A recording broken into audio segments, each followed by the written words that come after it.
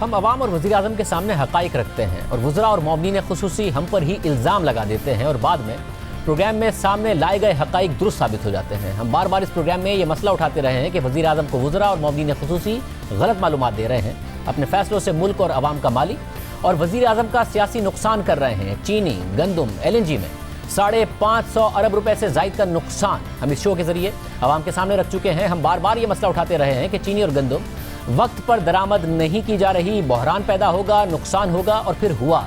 मगर वज़ीर आज़म के मामले ख़ुसूसी शहबाज गिल ने कह दिया कि कोरोना की वजह से दरामद नहीं कर सकते थे, दरामद मुश्किल थी।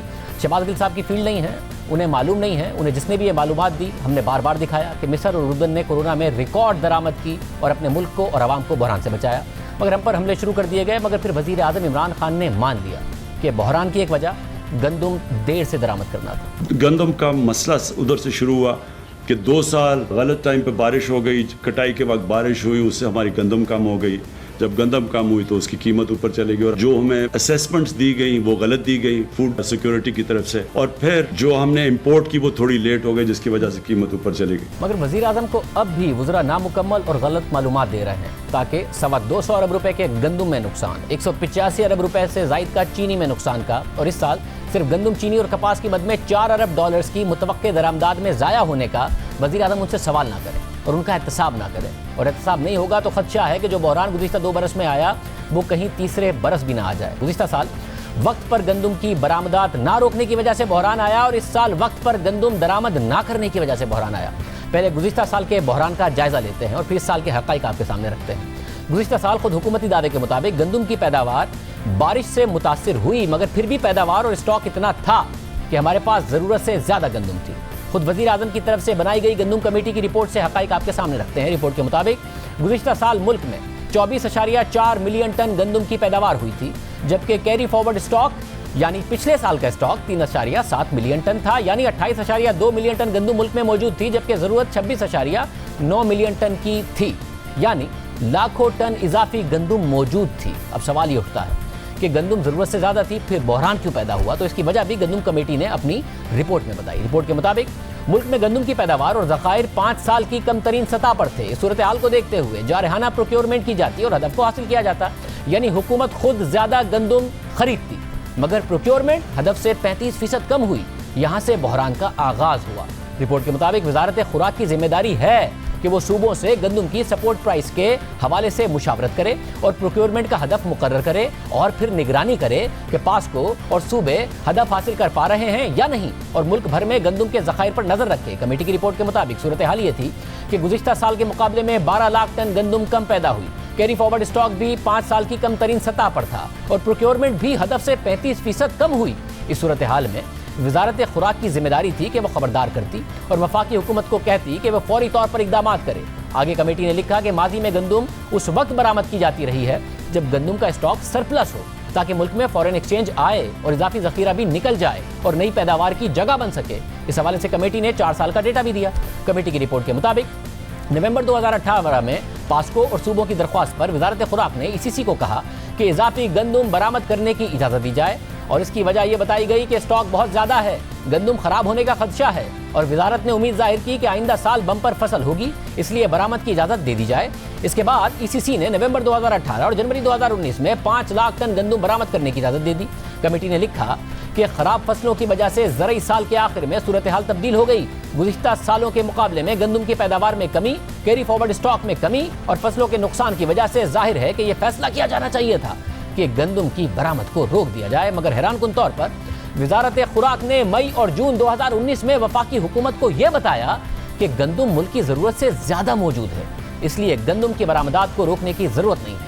कमेटी की रिपोर्ट के मुताबिक बाद में जुलाई 2019 में वजारत खुराक को एहसास हुआ तो उन्होंने गंदम की बरामद पर नजरसानी का कहा और गंदम की बरामद पर पाबंदी लगा दी गई। मगर वजारत ने गंदम से तैयार होने वाली प्रोडक्ट्स यानी मैदा और सूजी की बरामद पर पाबंदी आयद नहीं की, बल्कि 7 अगस्त 2019 को वजारत ने वजाहत जारी की कि मैदा और सूजी की बरामद पर पाबंदी नहीं है। कमेटी के मुताबिक इस वजाहत की जरूरत नहीं थी क्योंकि इसकी वजह से कंफ्यूजन पैदा हुई और बाद में 2 नवंबर 2019 को वजारत खुराक ने गंदम की तमाम प्रोडक्ट्स की बरामद पर पाबंदी लगाई। हालांकि वजारत को जून से ही गंदम की सूरत हाल का पता था।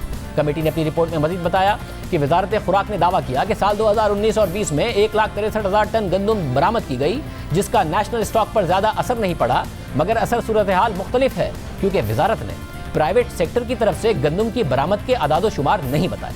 कमेटी ने अपनी रिपोर्ट में लिखा कि अदाद-ओ-शुमार से पता चलता है कि गंदम और आटे की अफगानिस्तान बरामद में इजाफा हुआ है और हर साल कानूनी बरामद के साथ साथ स्मगलिंग में भी इजाफा होता जा रहा है। गुज़िश्ता साल भी गंदम अफगानिस्तान मुख्तलिफ रूट से मुंतकिल होती रही। कमेटी के मुताबिक बरामदात का मुल्की मार्केट पर दो तरह से असर हुआ। पहला ये कि इससे मुल्क में गंदम के ज़खायर पर दबाव बढ़ा और दूसरा ये कि इससे कन्फ्यूजन पैदा हुई और मार्केट में कयास आराइयाँ होने लगी। कमेटी ने अपनी रिपोर्ट में मजीद लिखा कि वजारत खुराक ने प्रोक्योरमेंट का हदफ हासिल न करने की वजह खराब फसलें बताईं, मगर यहाँ ये बताना अहम है कि 2017 और 2018 में पास्को ने अपना हदफ हासिल किया था, जबकि उस वक्त कैरी फॉरवर्ड स्टॉक भी 16 लाख टन से ज्यादा था। मगर 2019 में जब स्टॉक सिर्फ 13 लाख टन था तो पास्को को ज्यादा बड़ा हदफ रखना चाहिए था और इसे हासिल करने के लिए ज्यादा कोशिश करनी चाहिए थी, ताकि गुज़िश्ता सालों जितनी गंदम जमा कर ली जाती। मगर पास्को अपना हदफ हासिल करने में बुरी तरह नाकाम हुआ और अपने हदफ से 40% कम गंदम प्रोक्योर की। और हैरानकुन तौर पर वजारत खुराक ने मई और जून में ईसीसी को बताया कि पास्को ने हदफ हासिल कर लिया है, हालांकि ऐसा नहीं है। 40% कम प्रोक्योरमेंट की गई। कमेटी ने अपनी रिपोर्ट में मजीद लिखा कि वजारत खुराक मुल्क में गंदम की प्रोक्योरमेंट के अमल की निगरानी में नाकाम रही। वजारत मार्केट की सूरत हाल का अंदाजा नहीं लगा सकी। जहां प्राइवेट सेक्टर कम पैदावार की वजह से जारहाना खरीदारी कर रहा था, मिनिस्ट्री ने जून में वफाकी हुकूमत को बताया कि सिंध ने प्रोक्योरमेंट का अमल शुरू नहीं किया, हालांकि उन्हें पता था कि सिंध में प्रोक्योरमेंट का अमल मुकम्मल हो चुका था। वजारत खुराक ने सिर्फ पास्को के जरिए प्रोक्योरमेंट का हदफ हासिल करने में नाकाम हुई, बल्कि सूबों की तरफ से प्रोक्योरमेंट का हदफ हासिल न करने की जिम्मेदारी भी वजारत खुराक पर आयद होती है। मुसलसल गलत बयानियां की जाती रहीं और ऐसा नहीं है कि सूरत हाल से हुकूमत आगाह नहीं थी, वफाकी वुज़रा खुद सवाल उठाते रहे। ईसीसी ने हमें कहा लास्ट ईयर बिगिनिंग में कि जी ईसीसी को ministry of food security, national food security ने कि जी वीट हमारे पास ज़्यादा है और वीट हमें एक्सपोर्ट करनी पड़ेगी। तो हमने शायद 4 लाख टन की परमिशन दे दी उनको एक्सपोर्ट करने की। उसके बाद जी बैन लग गया समर्स में कि जी वीट एक्सपोर्ट नहीं होगी क्योंकि वीट में गड़बड़ है। अक्टूबर में फिर एक्सपोर्ट कर दी। अच्छा, अब आपने अक्टूबर में जब दोबारा एक्सपोर्ट कर दी तो अब आप कह रहे हैं कि जी वीट कम हो गई है। मेरा सवाल ये था कि somebody has to be held accountable ना। पिछले साल का बहरान जो सिर्फ बारिशों की वजह से नहीं, हुकूमत के गलत फैसलों की वजह से आया, इसी तरह रवा साल भी जिम्मेदारी बारिश पर डाली जा रही है। मगर ऐसा नहीं है। किसान तंजीमों का दावा है कि इस साल गंदम की पैदावार मुल्क की जरूरत के मुताबिक हुई, मगर जखीरा अंदोजी करके माफियाओं ने उसे स्मगल कर दिया। क्या वाकई बारिशों की वजह से, मौसमी हालात की वजह से पाकिस्तान में पैदावार कम हुई है गंदम की? हमारी पैदावार ठीक आई है, कहीं भी पैदावार कम नहीं आई। असल जो वजह है कि जब भी हमारे मुल्क में इंटरनेशनल प्राइस से पाकिस्तान में कम होती है तो स्मगल हो जाती है। जून में रेट बढ़ने का कौन सा तुक बनता है? 15 जून तक हम गंदम दे रहे हैं और 18 जून को कराची में उसका रेट 1800 रुपए चला गया। देखिए, इसमें टोटल नाकिस पॉलिसी, स्मगलिंग को नहीं रोका गया। ऐसा कुछ नहीं है जो हुकूमत कह रही है।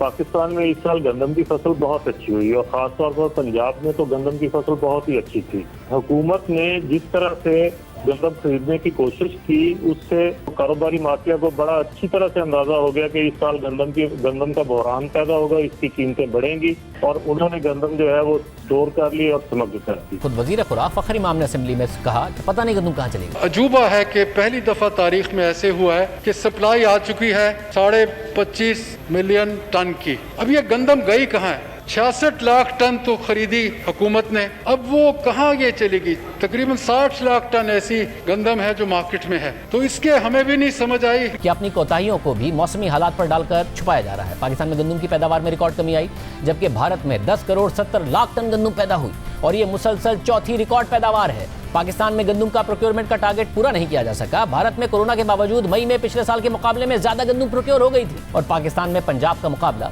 पड़ोसी मुल्क भारत के पंजाब से करें तो मौसमी हालात एक जैसे थे, फिर वहां प्रोक्योरमेंट का टारगेट फौरन पूरा हो गया। गुज़िश्ता बरस से ज्यादा हुकूमत ने गंदम प्रोक्योर की और पाकिस्तान में पंजाब हुकूमत अपना टारगेट पूरा नहीं कर पाई।